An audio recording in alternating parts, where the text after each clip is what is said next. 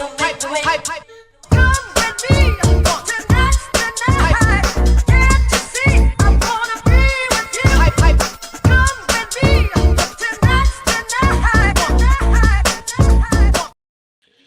people. What is going on? Welcome back to E20 Zone TV on this Thursday afternoon. Cold and miserable, but winter's coming, Christmas is coming. We've got to brighten it up. To my right is Harry. I will introduce him shortly, but first off, special like the video, subscribe to E20 Zone TV, and do all of that. This is Harry Peters, fan. I've had him on before for a fan cam review. I'm going to get him on again to get his thoughts on Lopetegui. Harry, how are you doing, mate?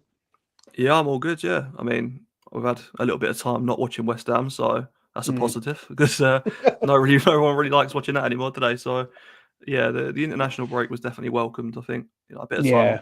Yeah, I completely agree, mate. I'm going to be honest; it's come at the right time for West Ham, but it come out yesterday that basically he's got 2 games, make or break. But before we get into that, what have you made of this season, Harry, for you so far? It's been poor.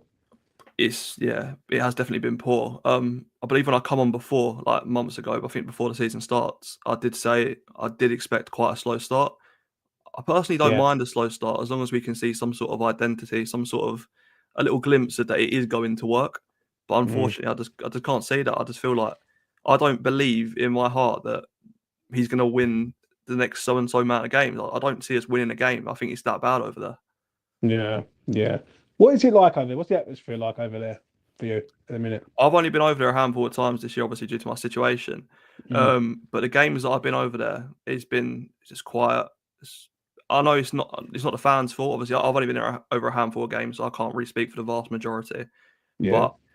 But there's no atmosphere. There's nothing. Everyone seems down in the dumps. No one ever seems positive, looking forward to a game. You know what I mean? It's look, we got Arsenal at home next, and obviously after Newcastle away. And can anyone actually be positive about that game? Like think, you know what, we're going to turn them over, because no one I've spoken to thinks we're going to do that. So yeah, I know, mate. I'm going to be honest. It has been poor this year. Why has it been poor for you, though, Harry? What's the reason? I just think the setup is just terrible. In terms, just tactically, it's an absolute shit show, and that's putting it lightly. There's no setup in terms of, like, when we go forward, we've got so much numbers going forward, and then we just get run through so easily. Like, you look at Wan-Bissaka, he's sometimes the most attacking player in our team, and you think there is bundles of space behind him, and we get ruined on the counter constantly. Yeah, I'm going to be honest. I agree. For me, when I look at Lopetegui, I think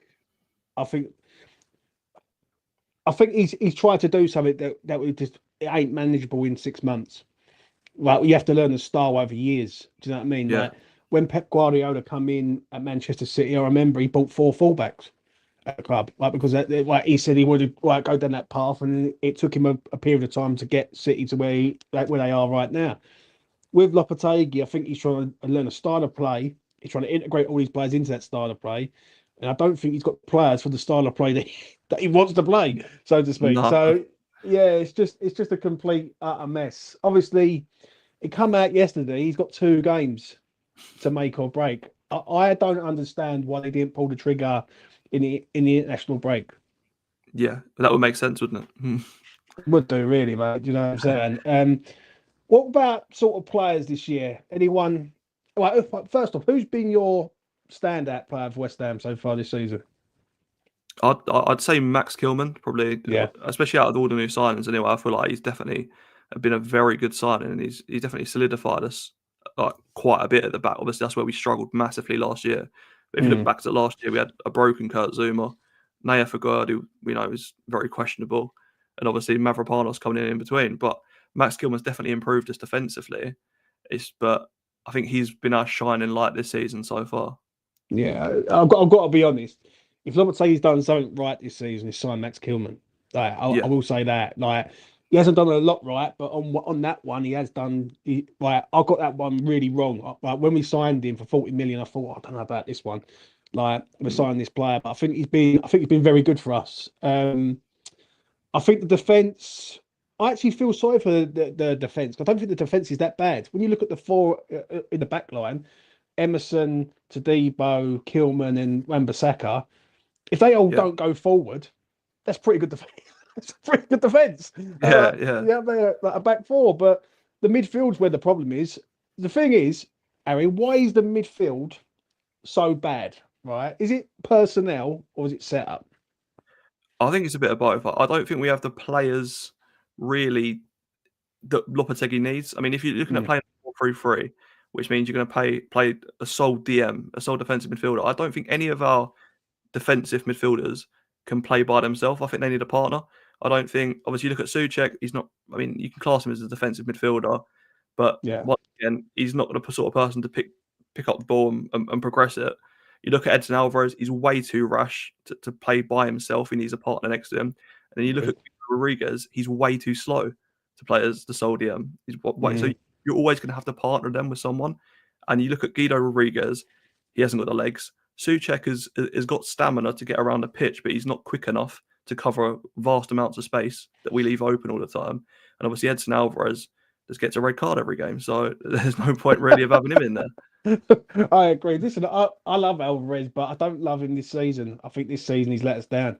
Against Forest, he let us down big time. I was gutted in that game because when I looked at the second yellow card and I looked where all our players were, and I look at the challenge that he puts in, it's just stupidity, like complete stupidity to go and get sent off when we need him in our ranks. Guido Rodriguez, well, basically it's rumoured that he might be looking at a way out in January. Like, I don't get the signing, if I'm being honest, Harry. Like when we signed him, I thought he was a backup for Alvarez. Right, I thought, well, you got Alvarez there. That's your mainstay sort of DM. Guido comes in when Alvarez is like needs a rest or is suspended or anything. To play the pair of them together, it's just been kamikaze, isn't it? What do you make of this Füllkrug situation? The player that we don't see. Well, it was always a bad sign anyway. In my opinion, it was for the fee. It was. I know it's not like an astronomical figure, but it was still a healthy, large sum amount for someone as getting on as he is. If you look at his injury record, actually, throughout his I think younger years, he was injured quite a lot. It's only been like the recent years where he hasn't been injured. So he didn't. It's not like he's come with a clean bill of health or anything. He has had injuries before. So to me, it just makes no sense. You don't go from Duran to Füllkrug. You've gone from one spectrum to another. It makes a bit no sense to me. Right. I will get back to the players, but I want to go to Tim Steidten. Obviously, there's three of them involved in this. Sullivan, Steidten, Lopetegui. Yeah. Obviously, Sullivan picked the manager. I think everyone needs to know that right now that Sullivan did pick the manager. Yeah, because Steidten didn't. Steiden's been getting the players, and obviously Lopetegui's been doing the stuff on the pitch. What do you make, firstly, of Steidten, mate? To be honest, I've never really liked him. I've always thought he's a bit too, out there. He's a bit too in the media. Wants to be known a bit too much for my liking for a sporting director role. I do think he's been put on a pedestal by West Ham fans since coming in. Obviously, everyone wanted Moyes out, and they thought, "Oh, Tim Steiden's going to be our saviour." And obviously, well, the way it's worked so far, I don't think personally the signings he's made, the vast majority of it anyway, have actually been that good. You look at his actual sporting director role, you've gone from, so let's say he didn't want Lopetegui anyway, but he knew Lopetegui was coming in. You look at the way Lopetegui likes, obviously, as a sporting director, I'm going to go out and do my, research into how Lopetegui plays. Not being funny, anyone can understand that Lopetegui likes attacking fullbacks. So why on earth do we then go out and get Aaron Wan-Bissaka as an attacking fullback? No one has ever classed Wan-Bissaka as an attacking fullback. I actually agree. Terry just put a good comment in there. Shout out to Terry. Is that Christmas tree in November? How deserves a longer ban than goodness? Listen, mate, right, I'll get my Christmas tree up, but, I'm a bit strict on it. December the 1st, but, it is what it is. Listen, I agree, mate. I agree. With Steidten, it's a tricky one because I do feel partly that he's got the players in that he can only afford to get because the owner won't pay out more. Do you know what I'm saying? Right? Yeah. And that can be a problem. I do think Sullivan's got his full guy in place. That if he has to sack Lopetegui, the blame goes to Steidten. I agree with you again that I think people sort of overhype Steidten right? Because they hated Moyes so much. Like, Yeah. I hate David Moyes, but they didn't see the bigger picture. All they see was the here and now. So I can completely understand that. Obviously, what do you? It's a hard one, but what do you make of Sullivan in regards of all of this? In terms of money being spent on players and things like that, I don't really see an issue with him. And so Right. we spent quite a bit of money. I don't think necessarily we need to spend every season 150 million and things like that. I know obviously we lost Declan Rice and we had to replace him and things like that in the other season gone by. But in terms of managing like how everything at the club works, I still think he's a bit too involved. There's no need for him to be involved. Fair enough, you signed Tim Steidten to do all the sporting director's role. He's the one who's going to go out and get the players. He's going to want to go and do this. You don't have to be involved anymore. You just take a massive step back. You put your trust in Steidten and you just give him the money. Obviously, as he's the owner, he's a majority shareholder. He is going to have the end decision. You know what I mean? So if he really disapproves of something that he thinks is way overvalued and things like that, if he says no, then obviously there is some sort of, well, it is your club at the end of the day. He does rule the roost. Yeah. But I do think he needs to step back and let Steidten do what Steidten needs to do. But then again, I always find it funny that if Steidten really doesn't have any say there, why is he there? Why wouldn't he leave? Surely he's just damaging his reputation. True. Valid. Right. It's a valid point. If you're in a situation at a club where you're being restricted, why would you be there and continue it if you know you can't do your job to your full potential? So I do agree with you on that. I look at certain transfers and certain players, and they do baffle me a bit. The Forkrug one, like you said previous, Duran or Forkrug, like you pay the money, you get Duran. Like if he's the guy that you are after, then you identify him and you say, right, that's the geezer we want. Then you hunt him down, and you get the man. Yeah. Yeah. The Lewis Guilherme one is we won't know now, but we'll know in 2 years. Do you know what I mean? If he comes in 2 years' time, starts hitting it up, then we can accept that as being a good purchase. But at present, it's like, why now? Like, do you know what I'm saying? I think Tadebo's a good signing. I think to get him on a loan deal with an option to buy next season, I think it's good. That's a good business signing. But I don't think the only thing with him at present with Tadebo is I think we've got two ball playing mid defenders, and they've got no aggression. Like we've got no one in who can sort of. We haven't got a Craig Dalton in there, someone or someone who's got some grit, who's prepared to head their throw their face on stuff. Do you know what I'm saying? Yeah, he does struggle with the physicality side of things, doesn't he? Today, Yeah. He does remind me slightly a bit of a Gerd. He's got a bit of a Gerd about him, and the fact that I do think he's better off defending in behind rather than actually in front of him, which is a bit of a worry considering obviously in the Premier League you're up against big strikers. You know, not all the time you're gonna have balls in behind you. I know that kind of does obviously suit Lopetegui in a sense because we do have that line a little bit higher up. You know, we're not actually sitting back in the mid to low block like under Moyes. But the worrying thing about that is our best performances have come from when we do sit in the mid to low block. You know, that's just the worry about it. It is really because I think West Ham are a pretty good counter-attacking side. I think if they know how to defend, and the style of play argument last year was painful. Like because people, I get it on both sides. Yeah, they want West Ham to be better than what they were last year, sitting back and just waiting for teams just to score against us. Of course. But then I look at us and I think, you know what?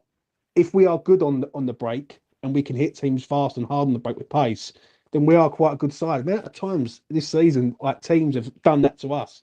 Even Everton in the previous game, like countering us all the time. Do you know what I'm saying?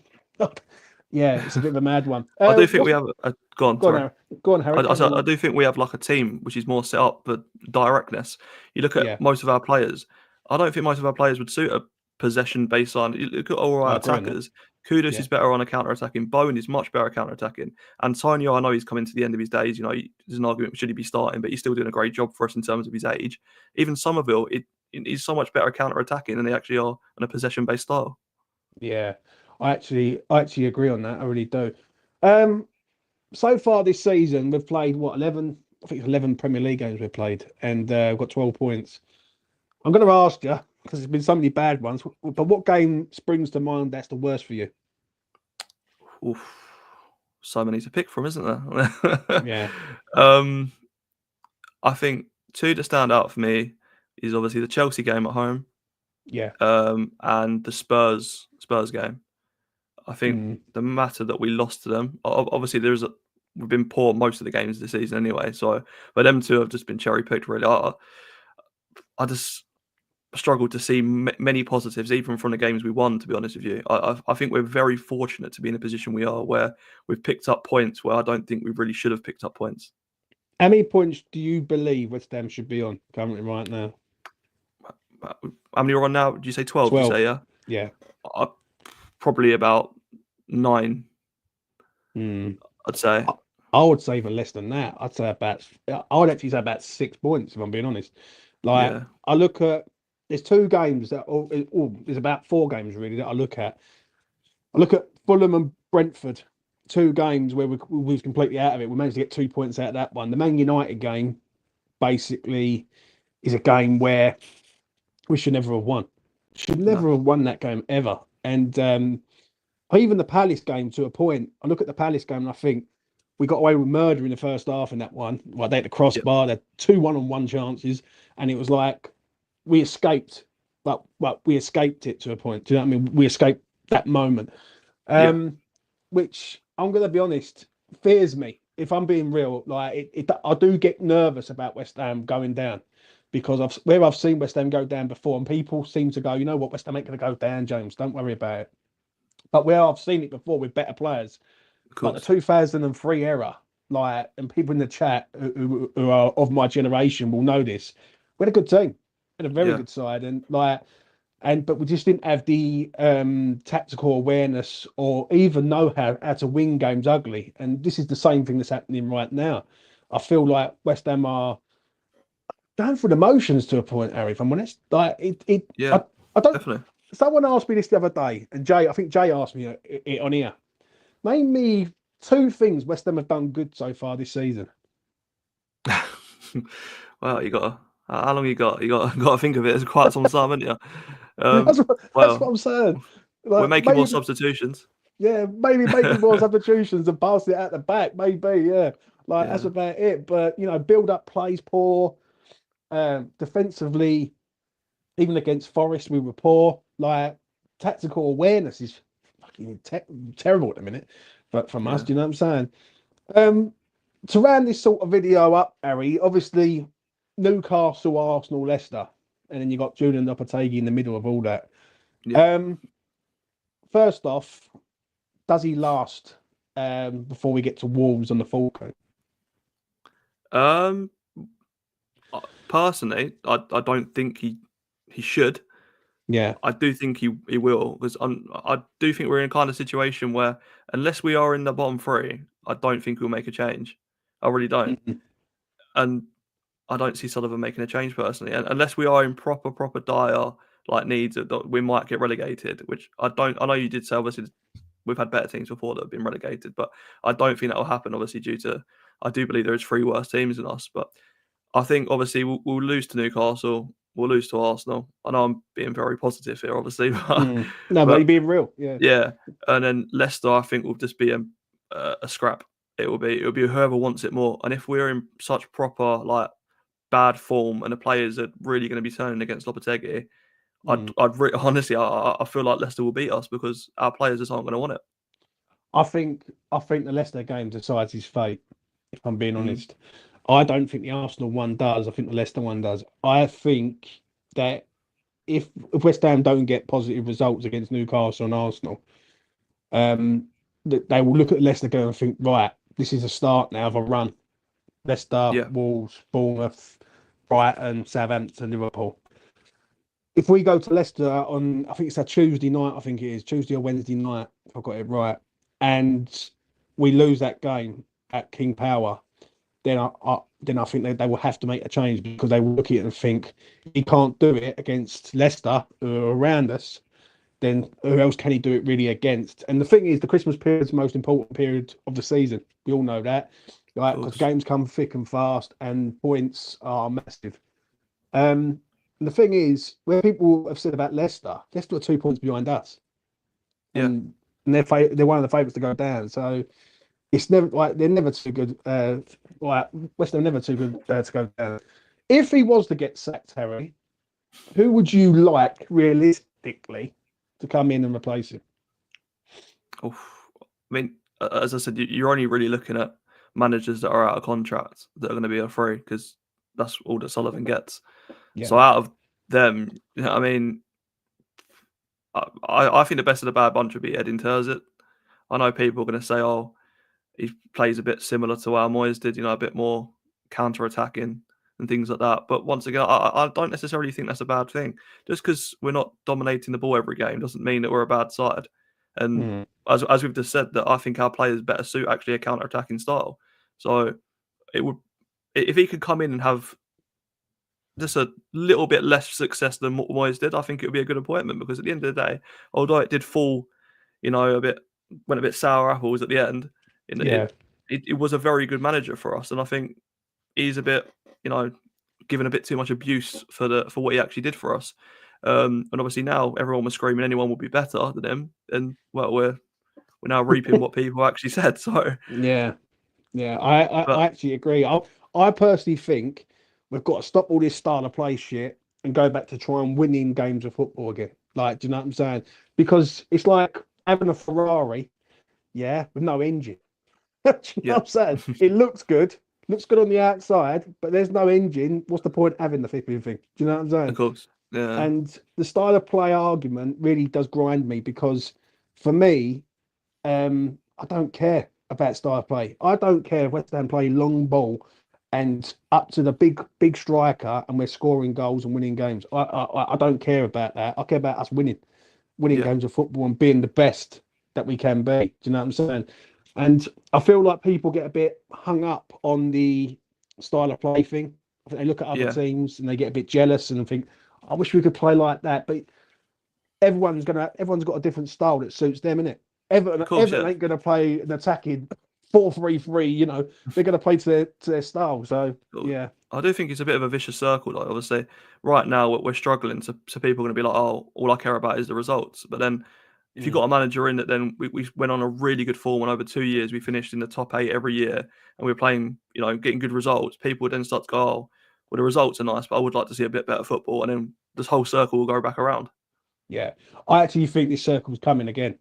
I think if Lopetegui survives Christmas, I think he survives the season. Yeah. Yeah. And then we will have the same discussion that we had a year ago in regards to Moyes. And it'll be the same thing again. Lopetegui in, Lopetegui out. There'll be polls out. There'll be fan channels doing all their stuff as fucking usual. Saying, oh, yeah, we've got to get him out. And the banners will come out and all that going. At the end of the day, and I say it quite a lot on this channel, until Sullivan wakes up and realizes that we're a big club and stops treating us like that little club in East London, then that's the only way we're going to progress, if I'm being honest, once he's gone. Question for Harry. Forget about the fan stuff. Take that aside. Would you take Moyes back for a third time, Harry? I do respect the man on like a great load, but I wouldn't take him back now. I think he's done well for us, but I think for a third time it would just be extremely embarrassing for the club. Extremely embarrassing for Moyes even, because why is he coming back a third time? Realistically, he should just go, no, I'm really okay, thank you. I'm not got all that abuse to then just come back again to save you again. I do think coming to the end of his term with us last year, I was okay with a change. I was also okay with him staying on. I didn't mind either. I feel like we could have obviously gone a little bit more to the possession-based style with a new direction, and I was okay with that. I feel like obviously David Moyes isn't the best manager in the world. He's not going to be the best manager for us ever. There'll be someone new who comes in with new ideas and will be better for us. But as I said, I wouldn't take him back for a third time, as much as obviously he probably would save us and do better for us this year. I'll answer that question. If I agree with you, I wouldn't take him back. But I think the respect that he's done is starting to be shown now and seen. Yeah. Because what he did do, is he give West Ham a standard. Yeah. For me, he set the standard for West Ham to say, you know what, you're a top 10 side. And people believe it. I believe it. Like, I looked at us before, but like when we had Pellegrini and before then, West Ham were this sort of side that will go and beat the big teams on the odd occasion at home or or whatever. and then lose a lot of games. But we'd have that 2 or 3 games in the season where we're great. Yeah, I think the moment Moyes come in and sort of changed all that and said, right, you can be this top 10 side and attract top 10 players. I think a lot of people have got on board with that and turned around and said, you know what, we want a bit of this now, but we really do. And for me, the Moyes situation, there's always someone worse out there. And we've currently got a geezer who's fucking worse at the minute. Do you know what I'm saying? But, you know, it is what it is. Anything you want to add on, Harry, before we wrap this up? Anything you want to discuss or on your mind? I think everything's been covered, really. Obviously, now we're in an international break. There's not a lot to talk about. Everyone's kind of just going over the same sort of things with the manager and things like that until we see another performance. You know, it's Monday, isn't it? We're playing. We can have another conversation about how awful we were again. and until that, obviously, it's the international break. Content's a bit dry for everyone. So it's just, you can talk about the manager till the cow comes home, but Sullivan isn't going to change, unfortunately, at the moment, the way it is. So if he's got another 2-3 games, then we're just going to have to endure the 2-3 games and just put up with it. What's your prediction for Monday?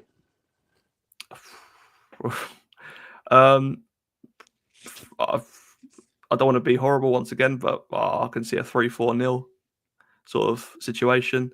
I think Newcastle have got obviously a point to prove. They've been a bit up and down this season and not been, you know, their proper hitting selves. But against us, we're dreadful. We're honestly one of the worst teams in the league from all the teams that I've seen so far. And they're going to run through us. I hope I'm wrong. I really do. I think the only hope that I've got going up there is we can scrape a draw. I can't see anything else. And I agree with you. If they score early and the floodgates open and the confidence goes down, then it could be an hammering. My fear really isn't the Newcastle game to a point because I know what to expect. The fear where I think the fans could turn and it could get very, very toxic, very fast, is on TV on a Saturday night against Arsenal. If we play Arsenal and we put in a performance like we did last season, and you see the LS get evacuated within 45 minutes, then something's going to have to change. So hopefully I'm wrong. Hopefully West Ham come out of this international break and get some points and look better. Do you know what I'm saying? Harry, thank you very much for coming on, mate. I really do appreciate it. Go over and follow Harry on Twitter at Harry Peters WHU. Is it Harry? Yeah, that's correct. Yeah. Go and follow him. Everyone just follow E20 though. Yeah, don't follow me, follow him. Follow us. Smash like on the video, subscribe to E20 Zone TV, notification bell and all that. I will be back with Lucas, Jay and all the boys probably either tomorrow or Sunday for the preview for the Newcastle game. Fucking, we need a result. We need some sort of performance to give us enthusiasm over. And at present, we've got none at the minute, which is sad. Do you know what I'm saying? But hopefully, international breaks come at a good time for West Ham and we can sort of galvanise ourselves for the second part of the season. Anyway, from me to you, have a good Thursday wherever you are, and I'll see you again in the next one.